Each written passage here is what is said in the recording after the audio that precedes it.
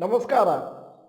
ಇವತ್ತಿನ ವಿಡಿಯೋ ಇವತ್ತಿನ ಮಟ್ಟಿಗೆ ನಿಫ್ಟಿ ವ್ಯಾಲ್ಯೂಯೇಷನ್ ಹೇಗಿದೆ ವಿಡಿಯೋನ ಕೊನೆವರೆಗೂ ನೋಡಿ. ನಾನು ಡಾಕ್ಟರ್ ಭರತ್ ಚಂದ್ರ. ವಿಡಿಯೋಗಳ ಉದ್ದೇಶ ಕನ್ನಡಿಗರ ಸೇವೆ. ನಾವು ಬಹಳ ವರ್ಷದಿಂದ ನಿಸ್ವಾರ್ಥವಾಗಿ ಕನ್ನಡಿಗರಿಗೋಸ್ಕರ ವಿಡಿಯೋಗಳನ್ನು ಮಾಡ್ತಾ ಇದ್ದೇವೆ. ನಮ್ಮ ಉದ್ದೇಶ ಏನು ಅಂತಂದರೆ ಫೈನಾನ್ಷಿಯಲ್ ನ್ಯೂಸ್ ಮತ್ತು ಅವೇರ್ನೆಸ್ ಕನ್ನಡಿಗರಿಗೆ ಎಲ್ಲರಿಗೂ ಮುಟ್ಟಬೇಕು. ಆದ್ದರಿಂದ ನೀವೇನಾದರೂ ನಮ್ಮ ಚಾನಲ್ ಸಬ್ಸ್ಕ್ರೈಬರ್ ಅಲ್ಲ ಅಂದರೆ ಇದೀಗ ಸಮಯ ಸಬ್ಸ್ಕ್ರಿಪ್ಷನ್ ಬಟನ್ ಒತ್ತಿ ಮತ್ತು ವಿಡಿಯೋನ ನಿಮ್ಮ ಎಲ್ಲ ಸ್ನೇಹಿತರಿಗೂ ಫಾರ್ವರ್ಡ್ ಮಾಡಿ. ಮತ್ತು ವಿಡಿಯೋ ಚೆನ್ನಾಗಿದ್ರೆ ಲೈಕ್ ಬಟನ್ ಒತ್ತುವುದನ್ನು ಎಂದಿಗೂ ಮರೆಯಬೇಡಿ.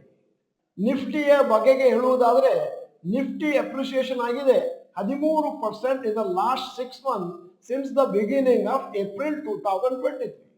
ನಿಫ್ಟಿ 20,000 ಮಾರ್ಕ್ ಮೇಲೆ ಕೆಲವು ದಿನ ಇತ್ತು. ಅದಾದ್ಮೇಲೆ ರ್ಯಾಲಿ ವಾಸ್ ಅನ್ಸಸ್ಟೈನಬಲ್, ಸಡನ್ ಆಗಿ ಕೆಳಗೆ ಬಂತು. ಅದಾದ್ಮೇಲೆ there is some correction and overall market level ಅಲ್ಲಿ ಮತ್ತೆ ಕಮ್ಮಿ ಆಗ್ತಾ ಇದೆ, ಕನ್ಸಾಲಿಡೇಷನ್ ಆಗ್ತಾ ಇರಬಹುದು ಅನ್ನುವಂಥದ್ದು ತಜ್ಞರ ಅಭಿಪ್ರಾಯ. ನಿಫ್ಟಿಯಲ್ಲಿರುವ ಕೆಲವು ವ್ಯಾಲ್ಯೂಯೇಷನ್ ಪ್ಯಾರಾಮೀಟರ್ ನಾವು ಪರಾಮರ್ಶೆ ಮಾಡಿದ್ರೆ ನಿಫ್ಟಿ ಓವರ್ ವ್ಯಾಲ್ಯೂಡೋ ಅಂಡರ್ ವ್ಯಾಲ್ಯೂಡೋ as per the historical level ಅಂತ ಗೊತ್ತಾಗುತ್ತೆ. ಈಗ ನಿಮ್ಮ ಮುಂದೆ ಕೆಲವು ಪ್ಯಾರಾಮೀಟರ್ ಇಡ್ತಾ ಇದೆ. ಮೊದಲನೇದ್ದು ಪಿ ರೇಷಿಯೋ.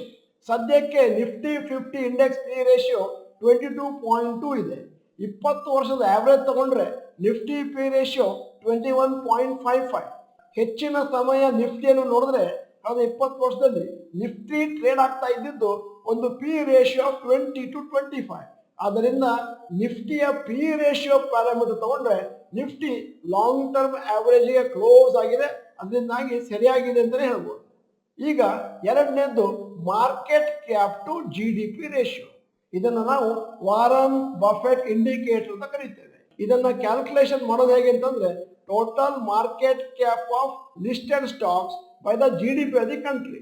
ಅಂದ್ರೆ ಬಫೆಟ್ ಇಂಡಿಕೇಟರ್ ಅಂತಂದ್ರೆ ನಾನು ಆಗ್ಲೇ ಹೇಳಿದಾಗೆ market capitalisation listed stocks into 100 and divided by GDP of the country. ಅದನ್ನ ತಗೊಂಡಾಗ ಬಿಲೋ 100% ಇದ್ರೆ ಅಂಡರ್ ವ್ಯಾಲ್ಯೂಡ್, 100% ಇದ್ರೆ ಫೇರ್ಲಿ ವ್ಯಾಲ್ಯೂಡ್, ಅಬೌವ್ 100% ಇದ್ರೆ ಓವರ್ ವ್ಯಾಲ್ಯೂಡ್. ಈಗ ಬಫೆಟ್ ಇಂಡಿಕೇಟರ್ನ ಕ್ಯಾಲ್ಕುಲೇಷನ್ ಮಾಡ್ತಾ ಇದ್ದೇನೆ. 324 ಲಕ್ಷ ಕೋಟಿ ಇಂಟು 100 ಡಿವೈಡೆಡ್ ಬೈ 328 ಲಕ್ಷ ಕೋಟಿ ಅಂದರೆ 98.7% ಬಂತು. 10 ವರ್ಷದ average for Indian markets is 90. ಆದ್ದರಿಂದ ಈ ಪ್ಯಾರಾಮೀಟರ್ ಪ್ರಕಾರ Indian markets R under valued when the figure is seen in isolation but slightly overvalued when compared to historical average. ಈಗ Buffett indicator for various markets all over the world. USA ಅಲ್ಲಿ ಸದ್ಯದ ಮಟ್ಟಿಗೆ market cap to GDP ratio Buffett indicator 168% ಹೋಗ್ಬಿಟ್ಟಿದೆ. China 59%, Japan 151%, India 99%, Germany 56%, UK 107%, France 122%. ಈಗ ನಾನು ಮೂರನೆಯ valuation parameter ಬರ್ತಾ ಇದ್ದೇನೆ. BER indicator, bond equity earnings ratio.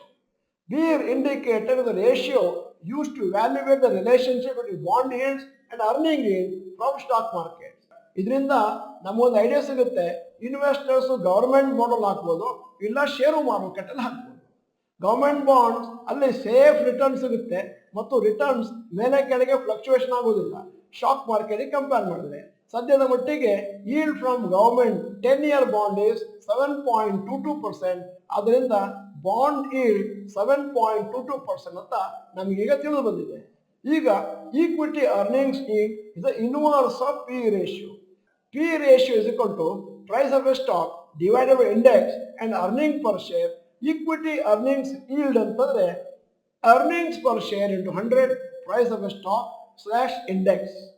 Equity earnings yield for Nifty 50 ಎಷ್ಟಿದೆ ಅಂತಂದ್ರೆ 879 into 100 ಡಿವೈಡೆಡ್ ಬೈ 19,500 ಅಂತಂದ್ರೆ 4.51%.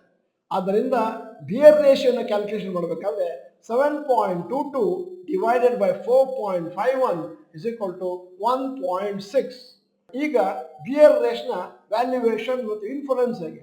ಬಿಲೋ 1 ಅಂತಂದ್ರೆ stock market is undervalued, stock are more attractive than bonds. 1 ಅಂತಂದ್ರೆ stock market is fairly valued, stocks and bonds are equally attractive. Above 1 ಅಂತಂದ್ರೆ stock market is overvalued and bonds are more attractive than stocks. ಈಗ ನಾನು ಇಡೀ ವಿಡಿಯೋದ ಸಾರಾಂಶವನ್ನು ನಿಮ್ಮ ಮುಂದೆ ಇಡ್ತಾ ಇದ್ದೀನಿ. ಪಿ ರೇಷಿಯೋ ತಗೊಂಡ್ರೆ ನಮ್ಮ ಮಾರುಕಟ್ಟೆ slightly over valued compare to long term average. Buffett indicator ತಗೊಂಡ್ರೆ slightly over valued compare to long term average but lower than many other markets. Bear ratio ತಗೊಂಡ್ರೆ stock market is over value. ಈ ವಿಡಿಯೋದ ಕೊನೆಯಲ್ಲಿ ಒಂದು interesting ಪ್ರಶ್ನೆ ಕೇಳ್ತಾ ಇದ್ದೇನೆ. ನಿಮ್ಮ ಪ್ರಕಾರ ಮಾರುಕಟ್ಟೆ ಇನ್ನೊಂದಷ್ಟು ಕನ್ಸಲ್ಟೇಷನ್ ಆಗುವ ಚಾನ್ಸಸ್ ಇದೆಯಾ?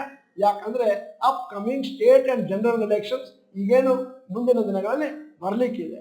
ಎಸ್ ಅಥವಾ ನೋ ಅಂತ ಟೈಪ್ ಮಾಡಿ. ನೀವು ಡಾಕ್ಟರ್ ಭರತ್ ಚಂದ್ರ ಇನ್ಸ್ಟಿಟ್ಯೂಟ್ ಕನ್ನಡ ಚಾನಲ್ ಮೆಂಬರ್ ಅಂತಂದ್ರೆ ಇದೀಗ ಸಮಯ. ಸಬ್ಸ್ಕ್ರಿಪ್ಷನ್ ಬಟನ್ ಬೆಲ್ ಐಕಾನ್ ಒತ್ತಿ. ವಿಡಿಯೋ ಚೆನ್ನಾಗಿದ್ರೆ ಲೈಕ್ ಬಟನ್ ಒತ್ತೋದನ್ನ ಮರಿಬೇಡಿ. ವಿಡಿಯೋನ ನಿಮ್ಮ ಎಲ್ಲಾ ಸ್ನೇಹಿತರಿಗೂ ಫಾರ್ವರ್ಡ್ ಮಾಡಿ. ವಿಡಿಯೋನ ಸಂಪೂರ್ಣವಾಗಿ ನೋಡಿದ್ದಕ್ಕೆ ಧನ್ಯವಾದಗಳು. ನಮಸ್ಕಾರ.